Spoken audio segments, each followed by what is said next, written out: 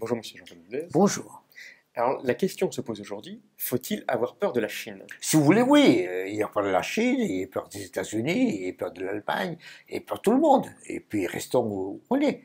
C'est vrai qu'on a des interrogations sur la Chine à l'heure actuelle, qui est en train de devenir l'année prochaine la deuxième puissance du monde par le PIB, qui est en train de s'armer, qui est en train de se développer, d'avoir des liens, des associations. Donc vous êtes en train de nous dire potentiellement oui, il faut en avoir Oui, peur. mais entre parenthèses, quel est le premier pays du monde? Les États-Unis. Est-ce qu'ils n'ont pas des alliés? Oui. Est-ce qu'ils n'ont pas une armée? Oui. Est-ce qu'ils n'ont pas de quoi nous inquiéter? Oui. Oui, mais la Chine n'est pas une démocratie, on ne sait pas ce qu'ils souhaitent exactement, à part une forme de domination. L'Amérique, on la connaît plus. Tout pays, tout grand pays souhaite une domination. Et donc on a aujourd'hui deux grands pays qui sont un hégémonique de fait depuis longtemps et l'autre qui veut l'être et qui commence à l'être sur ces régions et qui veut s'étendre. C'est vrai, on est dans une situation à deux hégémonies qui sont contradictoires, comme à l'époque Sparte et Athènes. Donc voilà où nous sommes. Alors qu'est-ce qui se passe avec les États-Unis? Les États-Unis ont des entreprises. En France, par exemple, ils sont pour plus de 100 et quelques milliards de dollars investis. Et la Chine, 10 fois moins. Donc je veux bien qu'on ait peur de l'un qui pèse 10 fois moins que l'autre, mais est-ce que ça nous aide? Leur problématique, c'est comment comment équilibrer mieux leur balance commerciale et comment amener plus de biens chez nous, en Europe particulièrement. Oui, équilibré par rapport aux États-Unis et équilibré chez nous. Et en même temps restructurer leur système productif en ayant, à mon avis, plus d'intrants ou d'inputs, comme vous voulez, Donc ils africains. pourraient passer par la terre via l'Iran jusqu'en Europe, par exemple, et arriver jusqu'en Allemagne. Oui. Ils pourraient passer par la mer, arriver en Italie. Oui. C'est ça leur nouveau Absolument. route de la soie. Et il y a aussi le fait qu'ils passent aussi, ils s'installent aussi pour produire en Afrique, qui est non seulement un lieu de production qui va se développer, Et qui est encore moins cher qu'eux, du coup, aussi. mais qui sera aussi un lieu de consommation. C'est-à-dire que à 20 ans ou à 30 ans, le grand marché mondial sera le marché africain. Donc on a une stratégie à long terme, très long terme, de la Chine, plus long terme d'ailleurs que celle des États-Unis. Par rapport à ça, qu'est-ce qu'on voit? On voit effectivement, comme vous le dites, des trains qui vont arriver en Allemagne, des bateaux qui vont arriver à Trieste. Bon, qu'est-ce qu'on fait? On dit c'est dommage qu'ils arrivent en Allemagne, pas ici, c'est dommage que les bateaux arrivent à Trieste et pas à Marseille.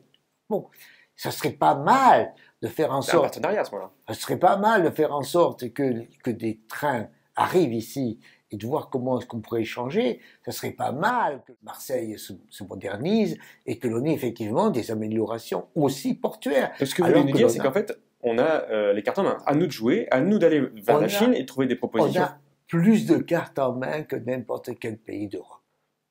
On a plus de puissance, on a plus d'espace économique quand on tient compte de la mer. On est une puissance économique, une puissance politique, une puissance militaire, on est une puissance géographique immense. Et ça, il faut l'utiliser et d'une certaine manière le valoriser. Est-ce que tout ceci est valorisé? Non. Est-ce que nous pouvons le faire tout seul? Non. Est-ce que nous avons besoin d'aide? Oui. Est-ce que ces aides vont demander des contreparties? Bien sûr. Est-ce qu'on peut discuter, négocier? Et oui. Et donc si on a toujours peur de l'autre en disant il peut nous emprunter, nous voler, nous manger, à ce moment-là on ne fait plus rien. Et à ce moment-là, si on ne fait plus rien, on n'est plus rien.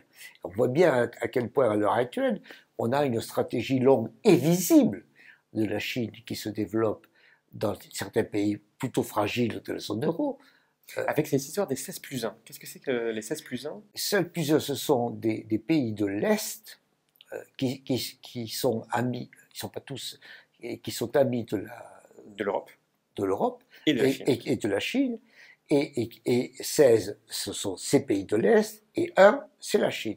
Et remarquez maintenant que dans ces 16, il y a quelqu'un qui vient de dire « j'aimerais bien y être », qui est la Grèce. Tout simplement parce que ces pays se disent « nous avons également besoin de quelqu'un qui nous achète ». Mais donc on est en train de dire que la Chine est en train d'essayer de mettre une graine et de la faire pousser au sein de l'Europe pour diviser l'Europe en jouant l'Est contre l'Ouest. Toujours.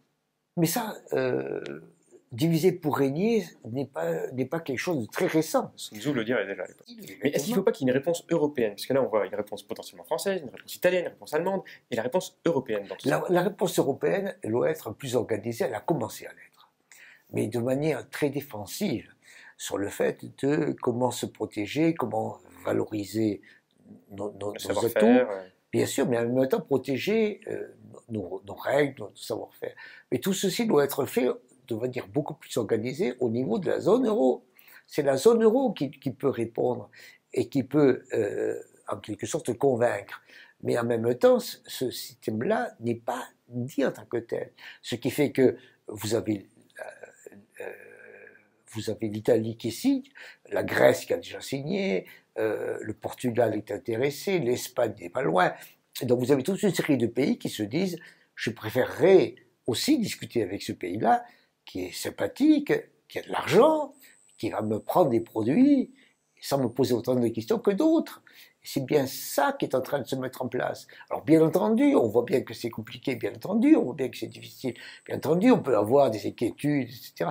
Avec le Brexit d'un côté, avec ce qui se passe par ailleurs, on peut se dire qu'est-ce que je vais faire. Bien entendu, le monde est compliqué, mais il est encore plus compliqué si on a peur de lui. Si on ne fait rien. Merci, monsieur Jean-Paul II. Merci.